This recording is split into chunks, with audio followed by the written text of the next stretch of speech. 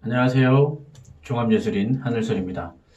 오늘 이 영상을 준비하면서 조금 무거운 마음으로 영상을 준비할 수밖에 없었습니다. 지금 국가적인 재난 상태이기 때문에 지금 이게 사회적인 큰 이슈가 되고 있기 때문에 조회수라도 좀 올려보려고 찍는 그런 영상이 아니에요.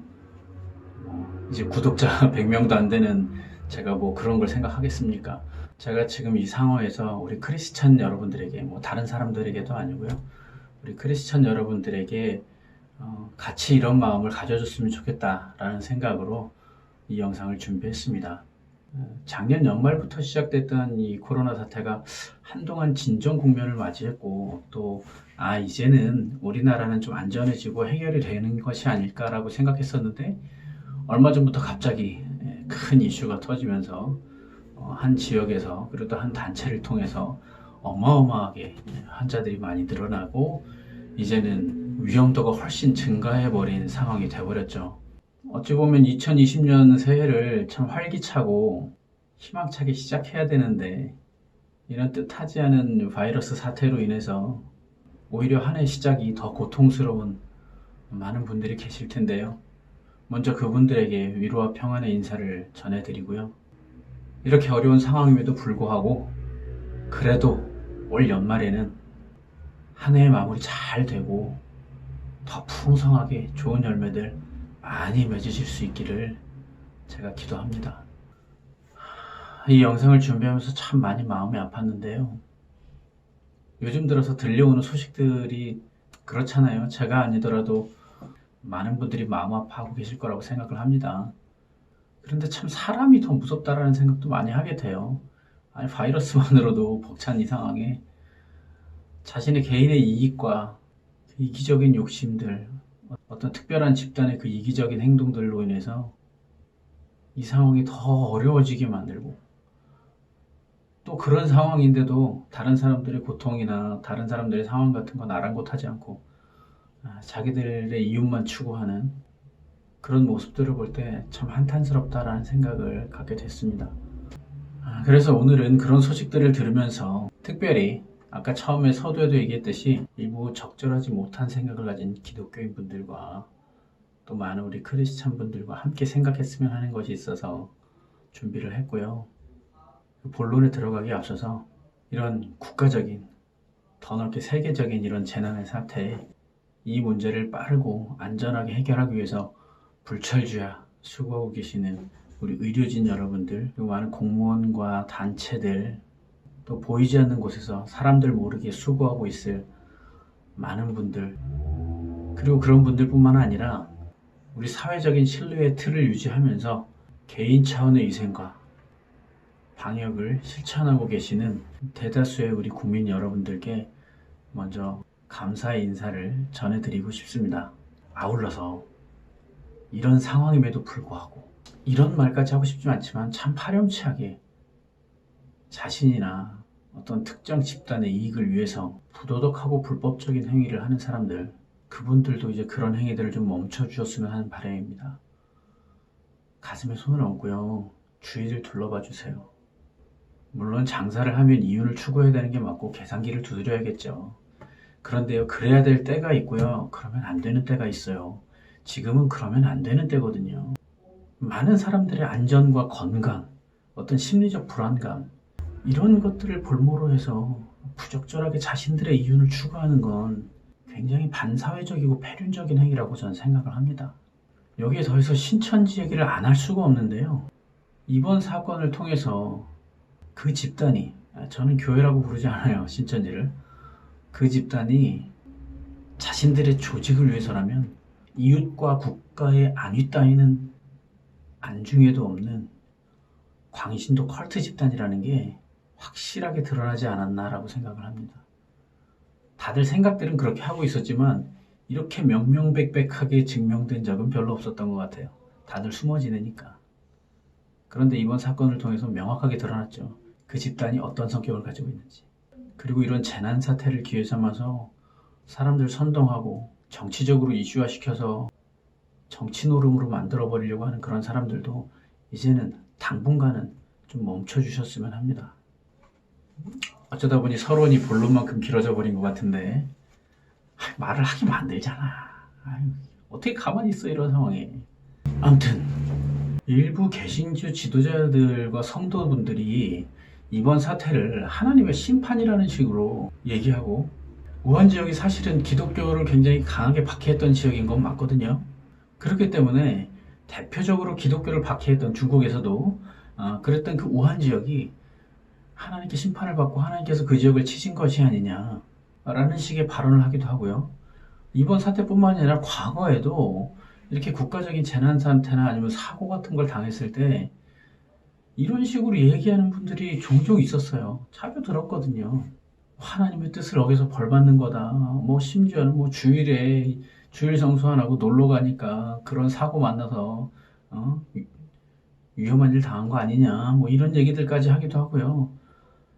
욥의 새 친구쯤은 아주 우습게 이렇게 쌍싸다구를 날릴 수 있는 수준의 그런 언변들이 아니신가 생각하는데, 이게 하나님의 심판이라고요?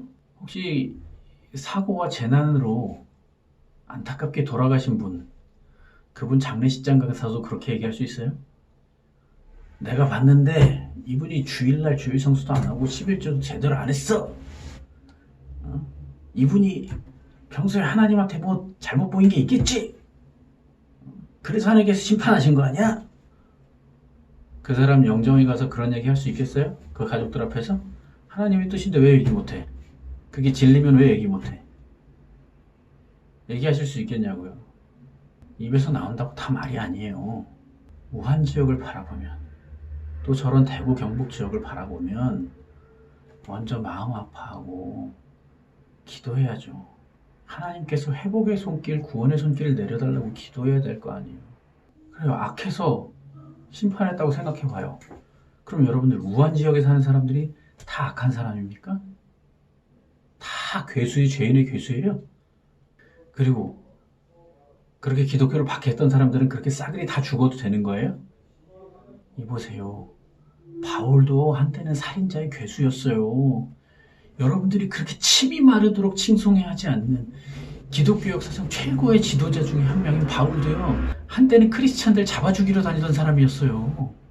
신기하죠? 깜짝 놀랐죠? 그걸 알면 어떻게 우한 사람들이 하나님의 심판받아서 마땅히 저런 벌을 받을 만한 사람들이었다라고 말할 수 있어요? 내 자신을 돌아봐도 그래요. 저 자신도 그렇거든요. 지금은 제가 하나님의 종으로 열심히 살려고 애쓰고 있는데, 한때는 저도 지금도 부끄럽지만 한때는 더 심했어요. 완전 죄인과 괴수, 뭐 이건 저리 가라였어요. 인간 쓰레기라고 저는 생각했어요. 저 자신을. 하나님의 심판이라고.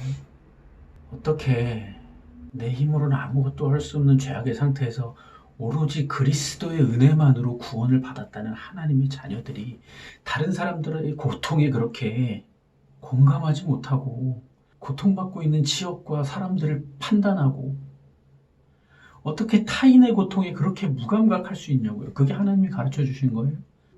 세상의 어려움에 마음 아파하고 함께 기도하고 회복되어지기를 위해서 애쓰지는 못할 망정 감히 하나님의 위치에 서서 정죄하고 판단하고 선동질하고, 그게 크리스찬이 할 일이 아니잖아요. 그게 하나님이 우리에게 가르쳐 주신 일이 아니잖아요. 제가 교회 가서 주위 분들에게 종종 하는 이야기가 있어요. 그게 뭐냐면, 하나님께서 우리들에게 다른 사람을 향해서 어떻게 해야 될지 가르쳐 주신 명령은 딱 하나다. 그게 뭐냐? 사랑해라. 서로 사랑해라. 그것뿐이에요. 나머지는 하나님의 영역이에요. 우리가 왈가왈부하고 판단하고 어쩌고 저쩌고 할 게 아니에요. 그건 하나님 영역이라고요. 전쟁도 심판도 선과 악의 기준도 영생도 천국도 지옥도 심판도 모두 다 하나님의 영역이에요. 우리가 판단할 부분이 아니라고요. 우리가 할 일은 뭐예요? 사랑하는 거예요. 신천지 교도들을 향해서도요. 솔직한 제 심정은 이번 기회를 통해서 신천지가 아주 그냥 발본색원 됐으면 하는 간절한 바람이 있지만, 그리고 그래야 마땅하기도 하고요. 그렇지만 한편으로는 그래도 그 사람들이 하나님에서 참 진리를 깨닫고 돌아오기를, 잘못된 길에서 돌아오기를, 거짓된 복음에서 돌아오기를, 그들에게도 더 이상 아픔이 없기를 바랄 수밖에 없어요. 여러분, 한번 이렇게도 한번 생각해 봤으면 좋겠어요.